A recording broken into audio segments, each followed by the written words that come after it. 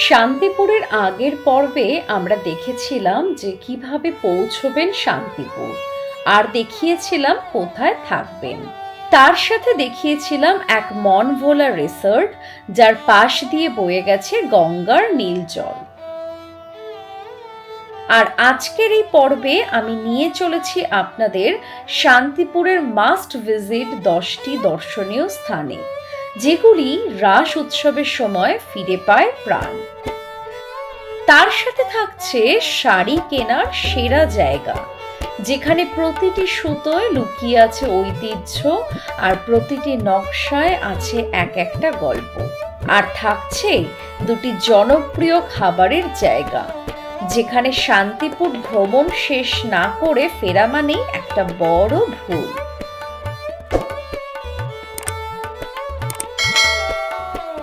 সকাল সকাল যাত্রা শুরু হলো পেট পুজো করতে। আমরা এখন পার হচ্ছি শান্তিপুর স্টেশন, আর যেখানে যেতে চলেছি এটি শান্তিপুর থেকে কৃষ্ণনগর যাওয়ার পথেই পড়বে। শান্তিপুর থেকে প্রায় 8 কিলোমিটার দূরে অবস্থিত এই রেস্টুরেন্টটি।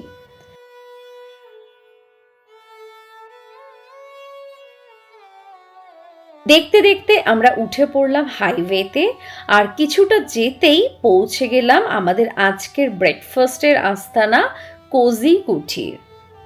এখানে ঢুকতেই চোখে পড়ল বিশালাকার জায়গার উপর তৈরি এই রেস্টুরেন্ট।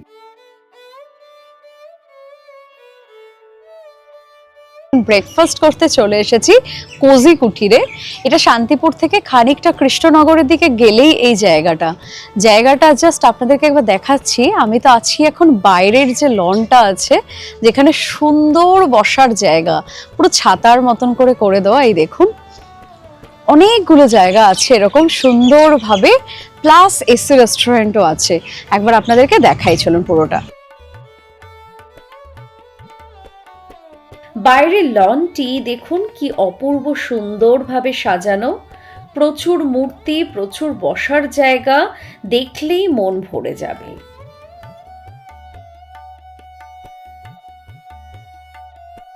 এখানে আরেকদিকে আবার একটি আর্টিফিশিয়াল ঝর্ণারও ব্যবস্থা করা রয়েছে। এখানে এসে যেটা মনে হলো, সন্ধ্যাবেলাটা কিন্তু দারুণ সুন্দর লাগবে। এই জায়গাটা সুন্দর টুনি লাইট দিয়ে সাজানো, চারিদিক এত সুন্দরভাবে লনটা সাজানো, আপনারা দেখলেই মনে হবে যে চলে আসি একবার। রেস্টুরেন্টের ভেতরটাও খুব সুন্দরভাবে ডেকোরেট করা। আমরা ব্রেকফাস্টে অর্ডার করলাম আলুর পরাঠা, তার সাথে তরকারি এবং মিষ্টি দিয়েছে। এছাড়া অর্ডার করেছিলাম চিজ অমলেট আর কোল্ড কফি। ঝটপট খেয়ে আমরা বেরিয়ে পড়লাম এই রেস্টুরেন্টের বাইরেটা একটু ঘুরে দেখতে। আমাদের এখানে আসেন তাদেরকে আমরা একটা গিফট করি। আচ্ছা, কমপ্লিমেন্টারি গিফট। এটা গিফটের জন্যই আপনাদের এই নার্সারিটা করা? বাহ, এর জন্য এখানে আমরা সেল আউট করি। বাহ, এটা খুব সুন্দর, ভালো কনসেপ্ট একখানা।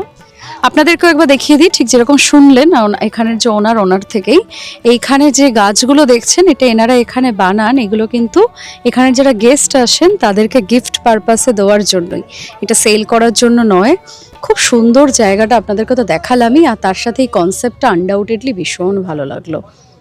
আচ্ছা, এটা দেখুন, একটা ওয়াচ টাওয়ার তৈরি হচ্ছে। ওয়েদার যদি ক্লিয়ার থাকে, এই ওয়াচ টাওয়ার থেকে আপনারা কিন্তু মায়াপুরের যে নতুন মন্দির যেটা তৈরি হয়েছে ইসকনের, সেটা কিন্তু আপনারা দেখতে পাবেন।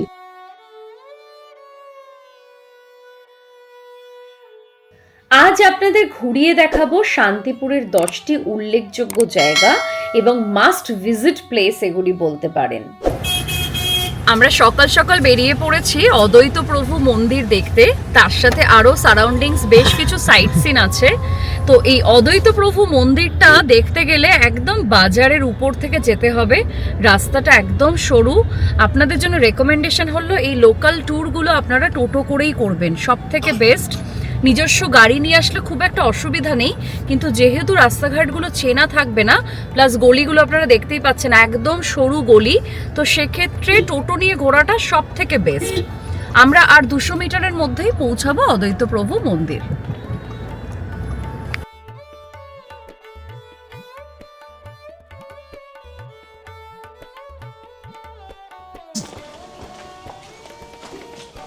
আমরা বাইরে গাড়িটা পার্ক করে এই 80 মিটার মতন হেঁটে আসতেই পৌঁছে গেলাম এখানে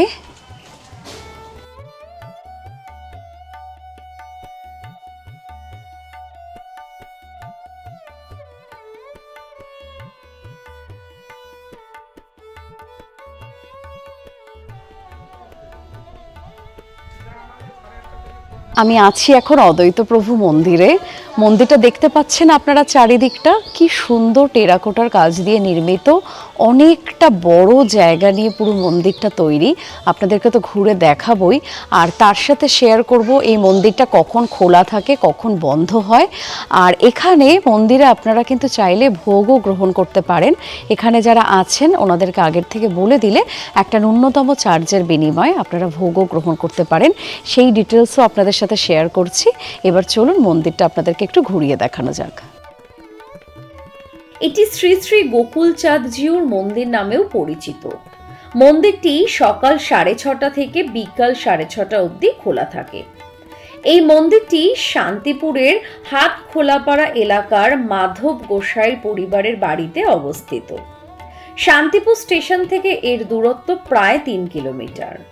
এই মাধব গোসাই পরিবার হলেন ঘনশ্যামের বংশধর, যিনি মথুরেশ্বরের দ্বিতীয় পুত্র ও শ্রী অদ্বৈতাচার্য প্রভুর পৌত্র। এখানে আপনারা অদ্বৈত প্রভুর মন্দির দেখতে পাবেন গোবিন্দচন্দ্রের মন্দির দেখতে, আর তার সাথে আছে শিব মন্দির ও নাট মন্দির।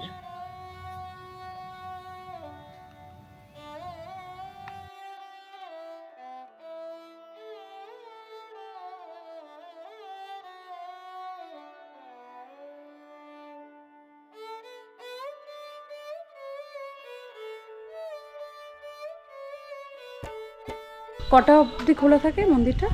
এটা খোলা থাকবে, এখন এখন খোলা হয়েছে 9টার সময়। আচ্ছা, 1:30 পর্যন্ত খোলা থাকবে, 1টা পর্যন্ত। 1টা পর্যন্ত, তারপরে আবার খুলবে 4:30 4:30 থেকে 5টার মধ্যে। ওটা কতক্ষণ থাকবে খোলা? এটা 7টা 7:30 কি ম্যাক্সিমাম 8টা। আচ্ছা, আর ভোগের কথা কি বলছিলেন? ওই 1টা-1:30টার সময় আমাদের ভোগ হয় মন্দিরে প্রত্যেক দিনই? আচ্ছা, ওটা কি বাইরের যে কেউ এসে ওনারা ভোগ না, গ্রহণ আমাদের করতে আগে পারেন? বলতে হবে।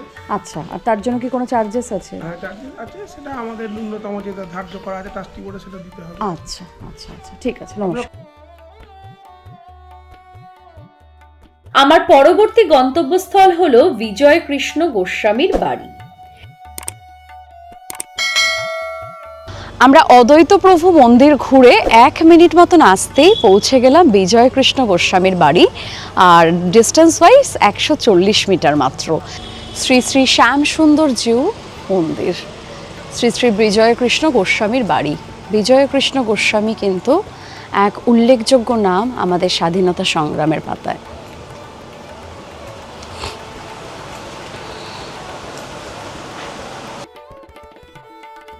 এটি প্রভুপাদ বিজয়কৃষ্ণ গোস্বামীর পৌত্রিক বাড়ি, যিনি ছিলেন তার সময়ের অন্যতম শ্রেষ্ঠ বৈষ্ণব সাধক। এই মন্দিরে শ্রী শ্যামসুন্দর জিউ বিরাজমান, যাকে আজও জীবন্ত বলে মানা হয়। তার ভক্তির শক্তিতেই দেবতার এই অলৌকিক উপস্থিতি এখানে রয়েছে বলে বিশ্বাস করা হয়।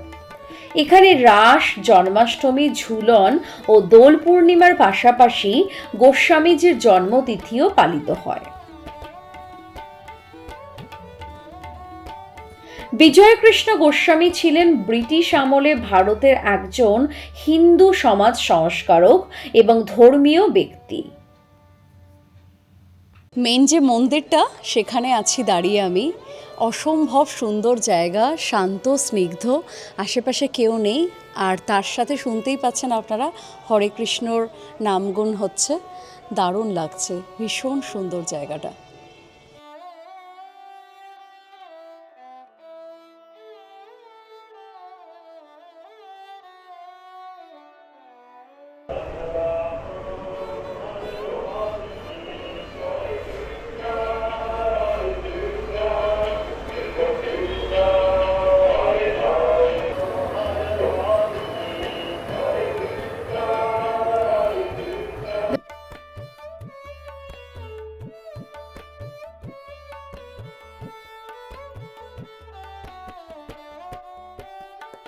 এগিয়ে চললাম পরবর্তী গন্তব্যস্থলের দিকে, আর রাস্তায় চোখে পড়ছে একের পর এক পুরানো স্থাপত্য এবং মন্দির।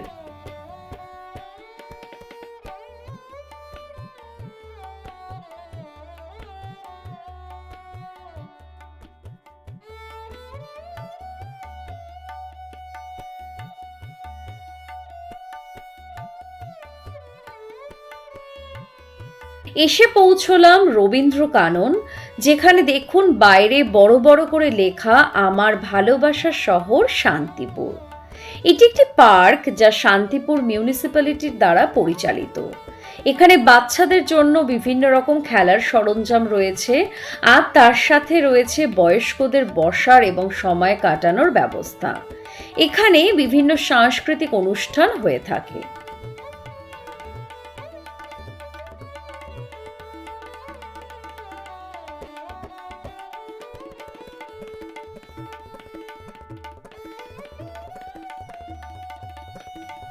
পৌঁছালাম শান্তিপুর পাবলিক লাইব্রেরি এবং সংগ্রহশালা।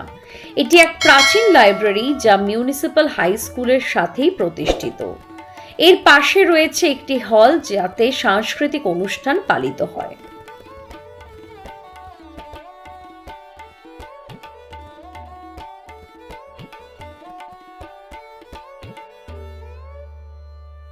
এবার আমরা এগিয়ে চললাম পরবর্তী গন্তব্যস্থলের দিকে। আর এই গলির রাস্তাগুলি দেখে আমার বারবার উত্তর কলকাতার কথা খুব মনে পড়ছিল।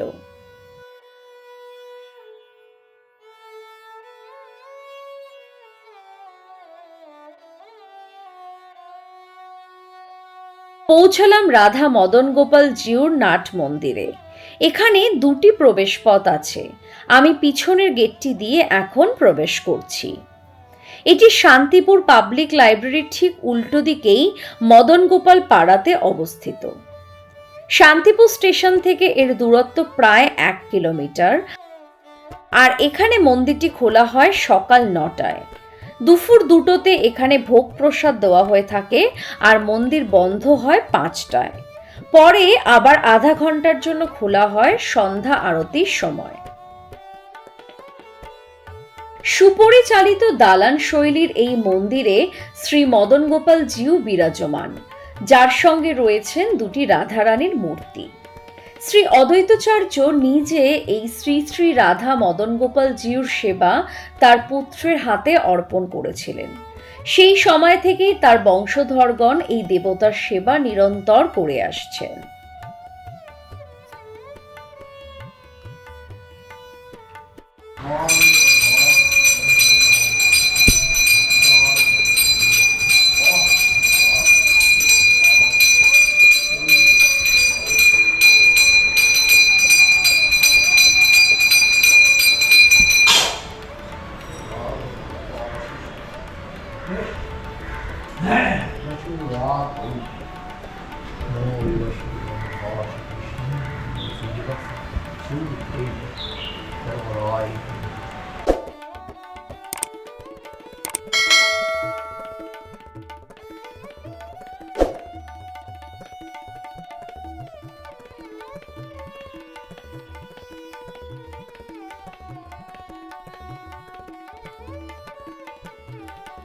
পৌঁছালাম শান্তিপুরের জলেশ্বরের শিব মন্দিরে। এটি মতিগঞ্জ বেজপাড়ায় অবস্থিত। ঐতিহ্যবাহী চারচালা এই মন্দিরটিতে রয়েছে টেরাকোটার কাজ, যেখানে কৃষ্ণলীলা, রামায়ণ, গণেশ, কালী ইত্যাদি চিত্র ফুটে উঠেছে। এখানে রয়েছে 3 ফিট উঁচু কালো পাথরের এক শিবলিঙ্গ।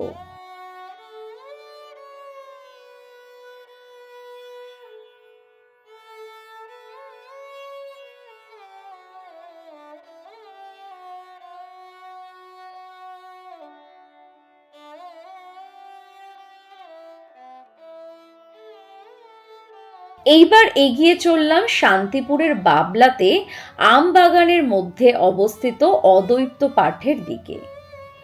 এখানে পৌঁছলেই চারিদিকে দেখতে পাবেন বিশালাকার আমের বাগান।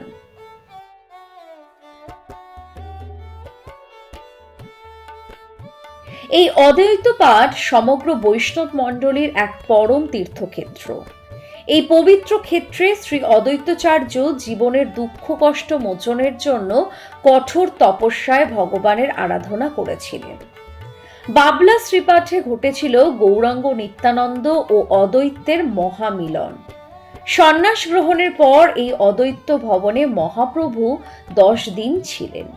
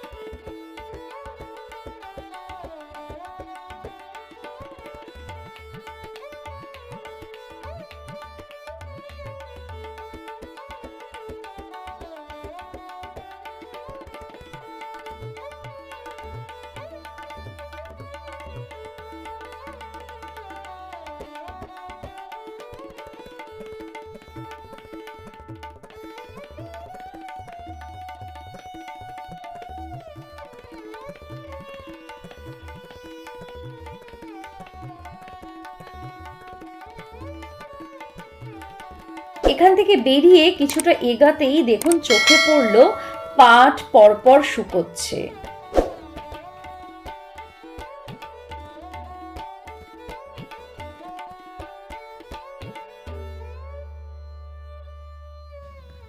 শান্তিপুরের বড়বাজারের শ্যামচাঁদ পাড়ায় অবস্থিত 5 খিলান বিশিষ্ট এই শ্যামচাঁদ মন্দিরটি পশ্চিমবঙ্গের বৃহত্তম মন্দিরগুলির মধ্যে অন্যতম।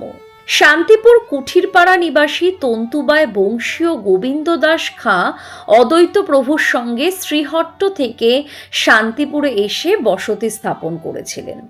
এই বংশের রামগোপাল খাঁ চৌধুরী 1648 শতাব্দে শ্যামচাঁদ মন্দিরটি প্রতিষ্ঠা করেন। এই মন্দিরটিতে রয়েছে 5টি চূড়া। চূড়া বলতে এখানে রত্ন বা শিখর নয়, কলস, আমলক ও চক্রের দ্বারা চূড়া নির্ধারিত হয়েছে। মন্দিরটি টেরাকোটা সজ্জা একেবারে অপূর্ব। খিলানগুলির উপরে চারিদিকে বাংলা আটচালা শ্রেণীর প্রতীক শিবালয় এবং তার মধ্যে শিবলিঙ্গ রয়েছে। মন্দিরটি সকাল 6:30টায় খোলে এবং রাত্রি 8:30টাতে বন্ধ হয়, আর এখানে দুপুর 12:30টাতে ভোগ দান করা হয়ে থাকে। পৌঁছালাম শ্রী আগমেশ্বরী মাতা মন্দির। এটি একটি কালী মাতার মন্দির যা প্রায় 500 বছরের পুরনো। মন্দিরটি বন্ধ থাকার কারণে আমরা বাইরের থেকেই দর্শন করেছিলাম।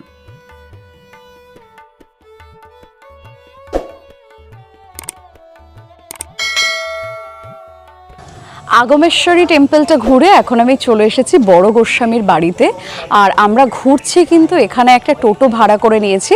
সেই টোটো ভাড়া করে চারিদিকটা ঘুরছি, কারণ অনেকটাই সরু সরু রাস্তা দিয়ে অনেকগুলো জায়গাতে যেতে হবে। তাই মনে করলাম যে এটাই সব থেকে বেস্ট ডিসিশন হবে। তো যাই হোক, দেখুন এটা হচ্ছে বড় গোস্বামীর বাড়ি। চলুন ভেতরটা একবার দেখা যাক।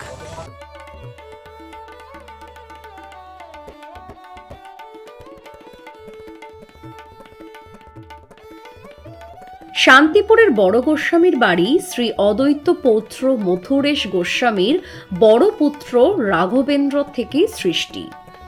কথিত আছে যে ঈশ্বর দর্শনের উদ্দেশ্যে ভারত ভ্রমণে বেরিয়ে শ্রী অদ্বৈতাচার্য নেপালের গণ্ডকী নদী থেকে এক নারায়ণ শিলা প্রাপ্ত করে। সেই শিলায় তিনি শান্তিপুরের নিজের বাড়িতে এনে পুজো করতেন। সেই নারায়ণ শিলা আজও পূজিত হয় এখানে। এই বাড়ির প্রধান দেবতা কোষ্টি পাথরের শ্রী শ্রী রাধারমন জিউ। প্রায় 426 বছর ধরে তিনি পূজিত হচ্ছেন এখানে। পরবর্তীকালে রাধারমন বিগ্রহের সাথে যুক্ত হয়েছেন শ্রীমতী। এছাড়াও রয়েছেন মদনমোহন শ্রীমতী মূর্তি, রয়েছেন শ্রী শ্রী রাধাবল্লভ শ্রীমতী, শ্রী শ্রী গোপাল রায় শ্রীমতী ও শ্রী শ্রী বিশ্বমোহন শ্রীমতীর বিগ্রহ। রয়েছে জগন্নাথ, বলরাম, সুভদ্রা ও রামচন্দ্রের দারু মূর্তি। আর তার সাথে রয়েছে ষড়ভুজ মহাপ্রভু মূর্তি, শ্রী অদ্বৈতাচার্য, সীতা দেবী ও পুত্র অচ্যুতানন্দের দারু মূর্তি ও কোষ্টি পাথরের শিব মূর্তি। ইতিহাস ও ঐতিহ্যের সাক্ষী শান্তিপুর, যেখানে শক্তি ও বৈষ্ণবদের মেলবন্ধন দেখা যায়।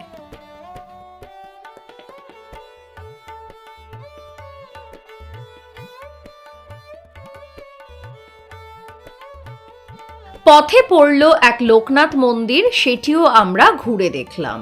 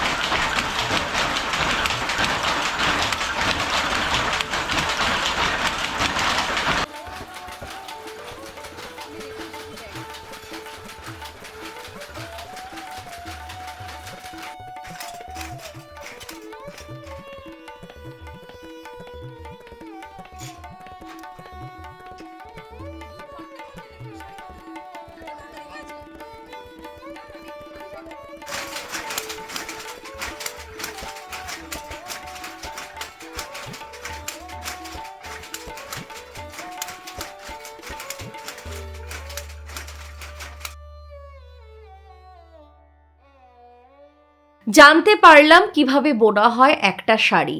এনারা বললেন মেশিনে একটা শাড়ি বুনতে 2 থেকে 2.5 ঘন্টার মতন সময় লাগে। আর এখানে দেখুন শাড়ির বুননের পর পালিশের পর মার দিয়ে তা শোকানো হচ্ছে। সারি সারি কত বিভিন্ন রকমের শাড়ি এখানে।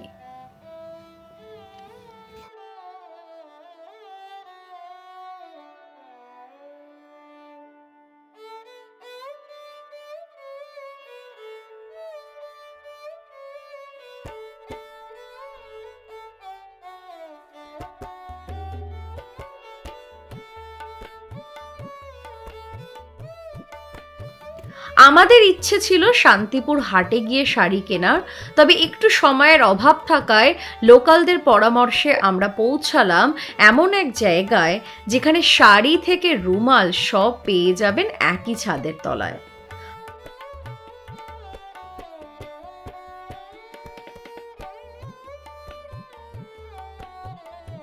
আমি ট্রিপটা শুরুর আগে বলেছিলাম যে আজকের এই উইকেন্ড ট্রিপটা হচ্ছে হ্রদ দেখা কলা বেচা, এবং তার কারণ হচ্ছে এটাই, আমি আছি শান্তিপুরে। আপনাদেরকে তো শান্তিপুরের প্রচুর সাইট সিনের জায়গা ঘোরালাম, আর ট্রিপটা এন্ড করছি শান্তিপুরের শপিং দিয়ে। আমি এখন দাঁড়িয়ে আছি ইন্দ্রজিৎ শাড়ি সেন্টারে, একদম ন্যাশনাল হাইওয়ের উপরে। প্রচুর জিনিস আমি এখান থেকে কিনে নিলাম, শাড়ির সাথে আরও প্রচুর পাঞ্জাবি, কুর্তি, মানে কি নেই, যা ভাববেন সব কিছু এখানে পেয়ে যাবেন। আমি তো অবশ্য শুধু এসেছি ইন্দ্রজিৎ শাড়ি সেন্টারে, কিন্তু এখানে প্রচুর শাড়ির জায়গা। আর শনিবার রোববার আসলে আপনারা পাবেন হচ্ছে এখানে তাঁতের হাট। হাইওয়ের উপর অবস্থিত এই দোকানটি আপনারা হাটের দামেই পেয়ে যাবেন শাড়ি, কুর্তি, ব্লাউজ, পেটিকোট, সালভার, বাচ্চাদের জামা কাপড়, শার্ট, প্যান্ট, মশারি, মানে এক কথায় যা ভাববেন সবই পেয়ে যাবেন এখানে। প্রচুর জমিয়ে আমরা শপিং করলাম।